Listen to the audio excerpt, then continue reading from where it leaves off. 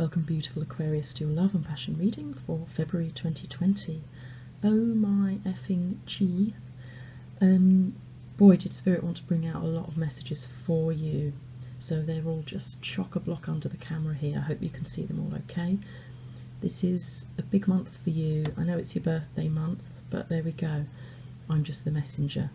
So, the overarching energies for the month are the top row, which is Bear, Panther and Oyster, and then to take you through in approximately weekly intervals. For the first week we have two cards, the High Priestess and the King of Pentacles. The second week the Tower, clarified by the Hermit and the Two of Rods or Wands. The third week the Queen of Wands and the Five of Pentacles, they flew out of the deck together like those two did. Fourth week, the Ace of Swords. Now, the Ace of Swords came out at the end of the Capricorn reading I've just done as well.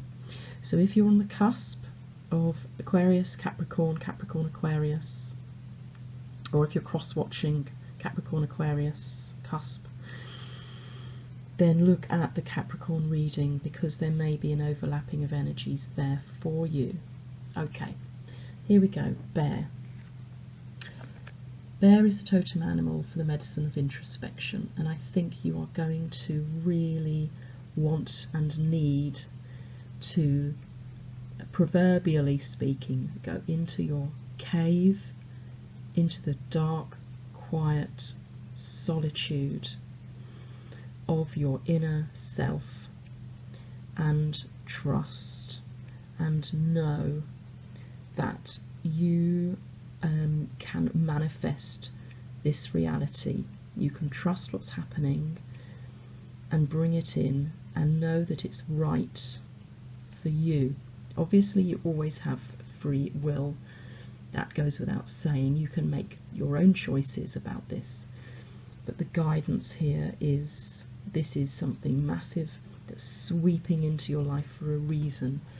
Go inside, listen to your gut and your heart and your inner wisdom, your angels and guides, if that's what you do, and trust, because there's a big shake-up this month coming. And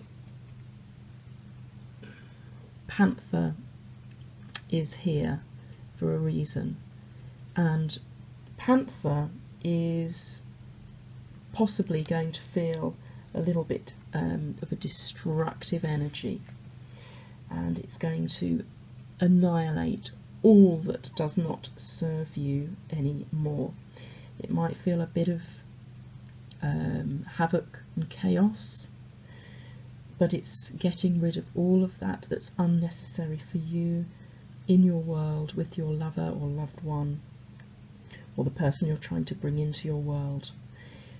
Once the dust clears, you will see the meaning of it all. You will see why it had to happen that way, and it makes us all better people. So just trust that it's going to lead you to a brighter place, and don't clam up like this oyster. Can you see this oyster has absolutely slammed itself shut, and you can see this sort of the energy of it bang, snapping shut. Try not to do that, because if you do that, this is going to happen anyway, because the Tower is here, just clarifying it. In fact, it may already be happening. And if you clam shut and sort of refuse to have anything to do with it, it just is more uncomfortable. So, you know, open your shell, open yourself up to the divine and divine's plan. You can achieve whatever you wish to, because the oyster energy is focus and determination that is unmatched. And look at all these beautiful colours, sparks, stardust that we all are, that's there waiting for you. And if you've shut your shell to it, it won't come in. Or if it does, it's going to be very, very uncomfortable, because something's going to have to get into that shell and prise you open. And it might be like a knife, not literally, of course. It might feel like something very sharp and uncomfortable and painful that's going to prise that shell open. Don't need to be dropping into that energy. You need to trust. That's why the bear is here.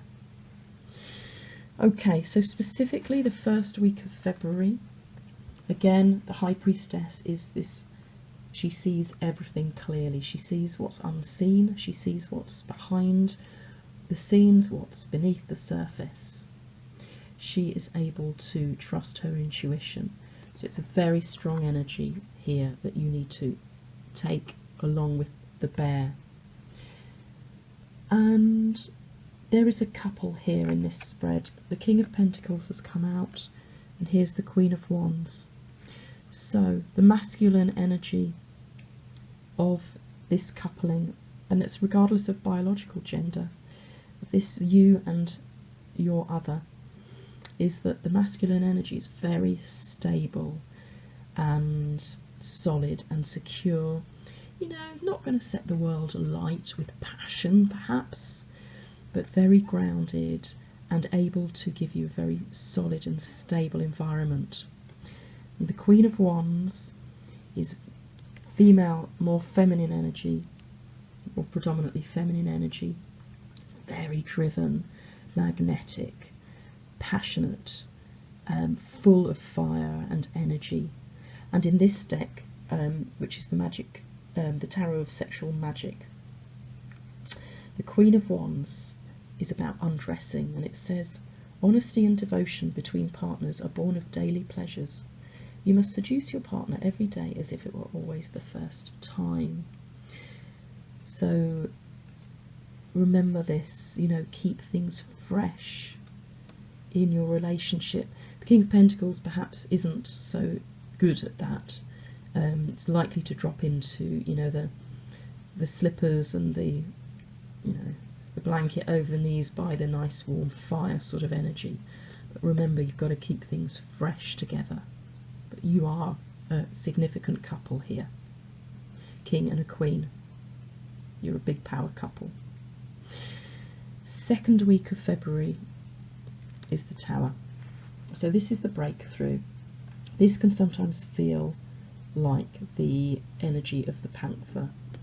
You're like dropped into this massive, sometimes it feels chaotic and unnerving, dropping into this energy, but it's here for a reason. It's here to push you through into this power couple stage where you can shine your light together. And actually, as I said that, I'm just looking at the clarifiers.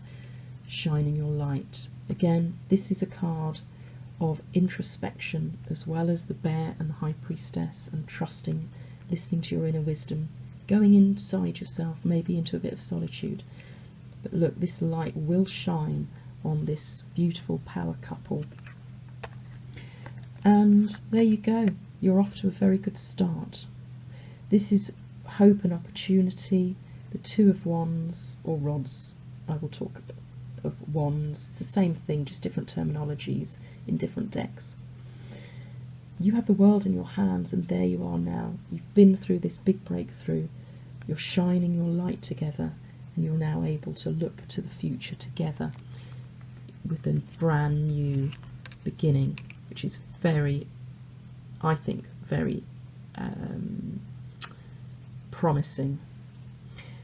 The Queen of Wands and the Five of Pentacles in the third week. We've talked about the Queen of Wands. Five of Pentacles, traditionally, it's just feeling a little bit out in the cold, so try not to drop into that energy. You've been through some massive process, and we're only humans, so try not to sort of feel, oh God, it's all right for everybody else but not for me, because that's not the case at all. With the Ace of Swords coming next, you've been through something massive, and it's not been easy. You've sweated blood and tears, and it's been a very long journey to get to this place. So it's not surprising you might be just feeling a little bit, Christ, you know, this is fucking tough, will I get here? But you will, and you are. And the Five of Pentacles is about completeness. says you cannot give up on transforming the world around you and making it more similar to your ideals. After all, the world is the home of our love. So keep going, do not give up.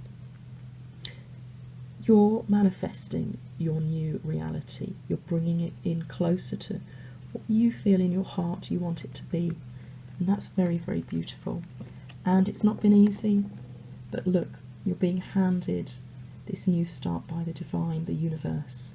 You just need to reach that vibrational match of knowing, trusting, because it's been promised to you. The crown's on the top of this sword. It's been tears and sweat and blood to get here. It's been a very long journey, but here it is being promised to you right at the end of your birthday month. Or birthday month for most of you, of course. So Aquarius, trust. It's all happening for a reason. Thank you so much for watching. Until next time.